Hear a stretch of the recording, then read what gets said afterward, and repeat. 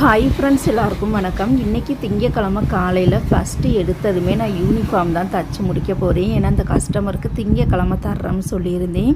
அதனால் திங்கக்கிழமை ஈவினிங்கே வந்து வாங்கிக்கிடுவாங்க. ஃபஸ்ட்டு எடுத்ததுமே யூனிஃபார்ம் தச்சு முடிச்சிட்டோம் அப்படின்னா அதுக்கப்புறமா அடுத்தடுத்து தைக்க வேண்டிய கஸ்டமருக்கு நம்ம மாட்டில் ரிலாக்ஸாக பொறுமையான மாட்டில் தைக்கலாம். இவங்களுக்கு துணி எவ்வளோ எடுக்கணும்னு பார்த்தீங்கன்னா ஃபஸ்ட்டு நம்ம பாடி மெஷர்மெண்ட் எடுத்ததுக்கப்புறம் தான் துணி எவ்வளவு எடுக்கணும்னே நம்மளால் சொல்ல முடியும். இப்போ நார்மல் ஹைட்டில் இருக்காங்க அப்படின்னா டாப்ஸோட அளவு பார்த்திங்கன்னா 2.5 மீட்டர் கண்டிப்பாக நம்மளுக்கு தேவைப்படும்.